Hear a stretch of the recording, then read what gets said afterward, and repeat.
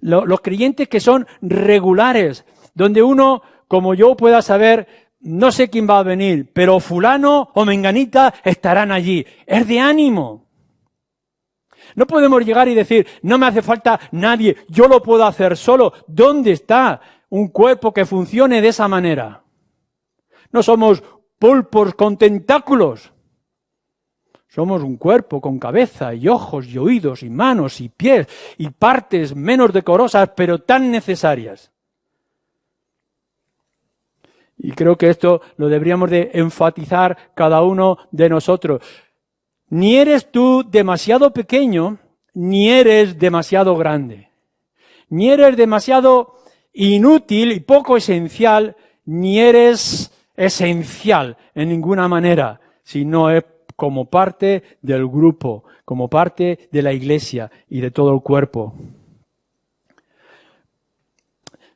Puede ser, y yo creo que es bueno y es deseable, puede ser que Dios haya puesto en ti un anhelo especial, una carga, de poder enseñar a las nuevas generaciones, o de poder evangelizar fuera en la calle, o de poder pensar en la iglesia perseguida o en circunstancias así, algo concreto que es tu carga para cada día. Y te levantas por la mañana pensando en este asunto y cómo hacerlo y cómo mejorarlo.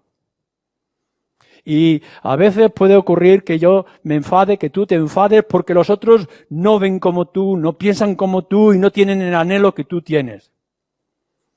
Quizá el Señor te ha puesto un anhelo extraordinario por un asunto, pero no se lo ha dado al otro. Y resulta que la iglesia tiene hermanos y hermanas que tienen un afán por el evangelismo. Y tienen otros un afán por la caridad, o por la asistencia, o por la enseñanza, o por la oración. Y todos estos ministerios y todas estas partes de la iglesia nos hacen ser el cuerpo. No nos podemos dedicar únicamente a hacer servicio social. Pero no nos podemos dedicar únicamente al evangelismo y no nos podemos dedicar únicamente a la alabanza. Tenemos que tener dones y tenemos que tener hombres y mujeres que ejerzan esos dones en un mismo cuerpo. El querer que otros sean como tú y que se impliquen como tú puede ser que implique que otras áreas que son importantes las dejemos a un lado y no las cumplamos. Necesitamos la variedad. Pero la variedad en la unidad. No me entienden, no ven este énfasis que yo tengo, esta necesidad y esta carga que yo tengo, por tanto dejo a la iglesia y voy por mi cuenta. Y si cada uno de nosotros fuéramos así, ¿qué quedaría? Un tronco inútil y muerto. Pero lo que nos hace es que, aun cuando yo tenga mi habilidad para fortalecer mis brazos, o para mejorar mi vista, o para afinar mi oído, todo esto tiene que ser parte del mismo cuerpo. Y así el cuerpo, la iglesia, funciona en un mundo como en el que estamos viviendo.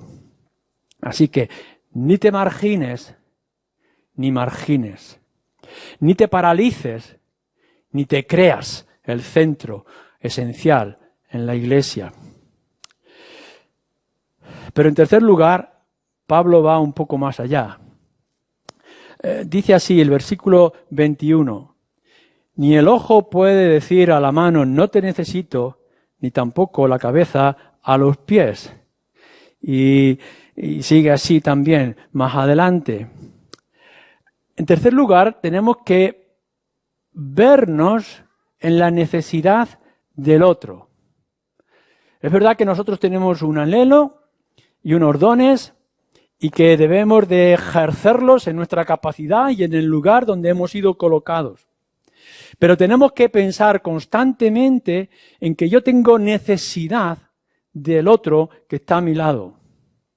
Lo más débil, nos dice versículo 22, puede ser lo más necesario.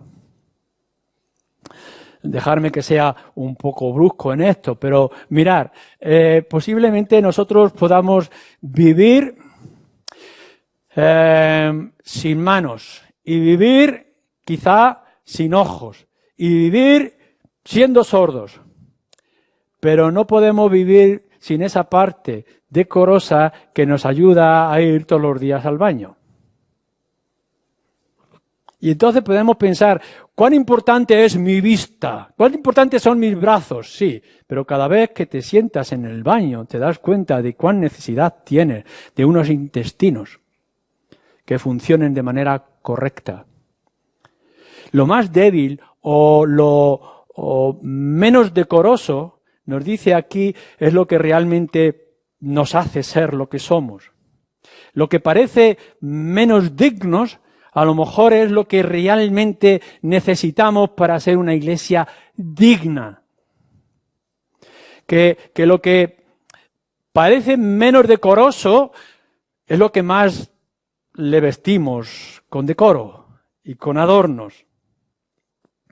Es Dios en realidad, dice el versículo 24. Porque los que nosotros son más decorosos no tienen necesidad. Pero Dios, dice, ordenó el cuerpo, dando ¿quién? Dios más abundante honor al que le faltaba. Y podemos llegar a nuestra vista y podemos ver, según nuestro juicio, que esta persona realmente es poco honorable, poco respetuosa y que parece que incluso daña nuestra congregación. Que vienen algunos emigrantes, o que vienen otros de una situación social, o aquel otro que viene de una posición más alta, pero realmente lo que parece a nuestros ojos es que están dañando nuestro cuerpo. Y en realidad lo que nos está diciendo aquí, este versículo 24, es que Dios los ha puesto para darte el decoro y la honra que tú no tenías. Por tanto, ninguno sobra. Y cada uno de nosotros tiene su parte. La honra y el decoro que añade Dios es lo que nosotros tenemos que fijar y tener. A veces uno hace todo lo que puede para traer la predicación de la palabra y que suene en el corazón de la gente, y hacemos esfuerzos en la preparación y en la instrucción y en la exposición de la palabra. Y luego viene el ignorante que está ahí en la congregación y que le habla a alguien y va y se convierte. Es decir, que uno está aquí en la posición del púlpito predicando el evangelio para la conversión de pecadores y viene esa persona sencilla en la puerta de su cocina hablando con alguien y va y se convierte. Y salimos los grandes evangelistas para hacer mensaje del evangelio y un día de una manera peculiar o particular, le hablas al vecino, al compañero del trabajo y te dice voy a ir y a escuchar y va y viene y escucha el evangelio y se convierte. Estábamos pensando en lo que era de mayor honra y no nos damos cuenta cuán necesario es esa persona que sale cada día al trabajo y le habla a su vecino, y le habla a su compañero, y le habla a su jefe, o le habla a su empleado, o le habla a sus alumnos, o le habla a sus maestros del evangelio. O cuántas veces tenemos gente en la congregación que tiene unos ojos especiales para acercarse a los que entran y saludarles y hacerles sentir bienvenidos. ¿Acaso no lo dice esto Santiago, que venimos nosotros en nuestra carnalidad y decimos, a ver, ¿quiénes son los más elegantes, los más importantes, los más destacados de la sociedad para darles los lugares más principales? Tenemos una visión torpe. En cambio hay otros que enseguida que ven, sea quien sea y como sea, se acercan, saludan, les hacen bienvenidos y los retienen en el cuerpo de la iglesia. Los más insignificantes en apariencia, los de menos decoro y honra, en realidad son los más necesarios. Lo sabemos muchas veces que como creyentes, como iglesia hemos salido a evangelizar, hemos hecho campañas extraordinarias en la calle, se hicieron programas en la radio, lo sabe Blas, de salir a la calle a predicar el evangelio, lo hemos hecho a través de las redes y podemos estar esperando puerta a puerta por los parques, etcétera, haciendo cosas especiales como la iglesia para atraer a la gente. Y en cambio, lo que podemos ver, y la mayoría de vosotros lo podéis ser, es el contacto personal de cada uno para atraer a su vecino, o a su familia, o a su pareja, para atraer el Evangelio. Tú necesitas al otro, en cada una de sus características. Tenemos que tener la visión clara de ver que yo no puedo solo, necesito a mi hermano y a mi hermana, sea quien sea y como sea. Dios nos dice en el Evangelio, nuestro Señor Jesucristo, Dios enaltece a los humildes. Dios enaltece a los humildes. Y si esto es así, y lo es, porque lo dice el Evangelio y lo dice Cristo, entonces necesitamos a los humildes para que Dios nos levante y nos enaltezca. Y en cuarto lugar, fijaros en el versículo 25. Para que no haya desavenencia en el cuerpo, sino que los miembros todos se preocupen los unos por los otros. Ya hemos dicho en lo que es en nuestra iglesia, como era en Corinto, que tú no te puedes quedar al margen de lo que es el cuerpo, sea cual sea tu capacidad, tu posición, tu don. Ni que tampoco puedes marginar al otro porque no tiene la visión o la posición que tú tienes. Y que por tanto, en tercer lugar, tienes necesidad del otro dentro de lo que es el cuerpo para que funcione. Pero si esto es así, y lo es, entonces lo que debes de hacer, según nos dice aquí, es que te preocupes por el otro y no solamente por ti mismo. Si en realidad todos nos necesitamos por ser lo que somos, miembros del mismo cuerpo, debes de preocuparte por el otro. Está bien que te preocupes por ti, y te preocupes por tu don, y por tu relación con el Señor, y que Él te fortalezca y mejore el ejercicio de tus dones dentro de la iglesia. Claro que sí, y es necesario que enfatices esto en tu propia vida, pero a la misma vez, viendo lo que hemos visto, debes hacer que el otro, sea quien sea, pueda mejorar en su posición y en el ejercicio de su don. Preocuparte implica ayudarle a ser y a hacer lo que tiene que hacer, a ejercer su don y a ejercerlo en su lugar. No es únicamente que no le pongas tropiezo o que lo actúes con indiferencia, sino que le ayudes a ser lo que debe de ser. Si Dios lo ha colocado allí y le ha dado esa característica para oír, o para hablar, o para andar, o para moverse y actuar con fuerza, ayúdale a que esto sea así. Que el oído pueda oír mejor, y el ojo pueda ver mejor, y el olfato pueda oler mejor. Esta es nuestra responsabilidad. No es únicamente que alguno tenga el don de ayudar a que otros ejerzan su don. Lo que está diciendo es que todos nosotros somos responsables para que todos puedan actuar. Si ves que es necesario oír mejor, la mano tiene que acudir a su bastoncillo para limpiar la cera del oído. Si el ojo no puede ver, es necesario ponerle las gotas, y son las manos quien tiene que hacerlo. Si crees que has visto algo y que tienes que ir a ello, tienes que empujar tus pies, tienes que fortalecer tus pies o ayudarte con tus manos para poder llegar al lugar donde tienes que llegar. Tenemos que ayudarnos mutuamente a ejercer nuestros dones dentro del cuerpo de la iglesia. Preocuparte por el otro. Pero preocuparte no simplemente es ayudarle a ser lo que tiene que ser, sino que se sienta gozoso del lugar que le corresponde.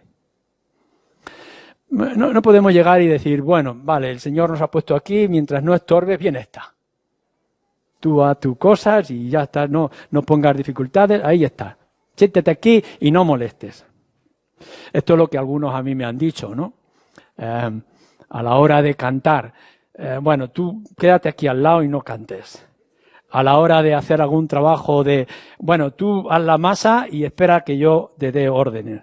Algunos somos torpes en áreas y nos están diciendo, quédate aquí y no molestes. Pero a la hora de ejercer nuestro don y nuestra capacidad, lo que tenemos que llegar y decir, tú lo haces bien, hazlo, siéntete bien. Como la madre le dice a su niño que ha traído un garabato diciendo que es un niño corriendo en el parque, le está diciendo, ¡qué bien dibuja mi niño! Que nosotros tengamos que ir a aquellos miembros de nuestro cuerpo y hacerles sentirse gozosos de ser el tornillo dentro de un motor allí escondido. Tienes que animarle y alentarle en ese deseo de orar o de visitar o de consolar en todas circunstancias. No nos conformemos únicamente en yo voy a hacer mi parte que me corresponde. No es suficiente con que hagas tu parte y ejerzas tu don en el lugar que a ti te ha dado el Señor para hacerlo. Tienes que animar a los otros a que hagan su parte para que todo el muro que rodea el lugar santo se construya a la misma vez y de la misma forma. Tienes que alentarle cuando se sienta desanimado. Tienes que tomar su carga, como dice, tomar la carga los unos de los otros a la misma vez que tomas tu propia carga. Aliéntale a seguir adelante, ayúdale a levantarse cuando está desanimado, fortalécelo, mira, no importa, aun cuando no tengas resultados, si tú crees que esto es del Señor, sigue adelante y fortalécelo para que lo pueda conseguir de la manera clara y real. Preocúpate, por tanto, del otro. En otras palabras, con esto termino, cuida en la congregación los oídos que escuchan y pueden distinguir la dulce voz de nuestro buen pastor cuando nos llama. Necesitamos los oídos en la congregación que saben distinguir entre tanto ruido la voz de nuestro Señor, como dice en el Evangelio de Juan. Cuida la boca, esa boca en nuestra congregación que alaba y glorifica a nuestro Dios por la obra que Él ha hecho. Nos recuerda también en Romanos que cuidemos los hermosos pies de aquellos que llevan el Evangelio de nuestro Señor Jesucristo. Nos vuelve otra vez a decir en el libro de la carta a los Efesios que cuidemos de esa nariz que huele la fragancia de la cruz de nuestro Señor Jesucristo. El Evangelio de Juan nos dice que el Señor nos sujeta, nos tiene y nos sostiene. Cuida de las manos que sujetan a aquel que nos sujeta y nos hace estar firmes. Cuida de los ojos que escudriñan las inescrutables riquezas de nuestro Señor Jesucristo. ¿No os dais cuenta de lo que esto significa? Significa que necesitamos oídos para oír la voz de nuestro Señor y que necesitamos la boca que alabe a nuestro Señor y que necesitamos la nariz que sabe la centralidad de la cruz como el olor que agrada a Dios, que necesitamos las manos para sujetarnos firmes a la enseñanza e instrucción de nuestro Señor y que necesitamos los ojos para poder aprender, descubrir y alcanzar más esas inescrutables, hermosas y extraordinarias profundidad de las riquezas de nuestro Señor Jesucristo. Es decir, para ser lo que debemos de ser, nos necesitamos los unos a los otros. Que el Señor nos dé la sabiduría para que esto sea así en este lugar y en estos tiempos en los que vivimos.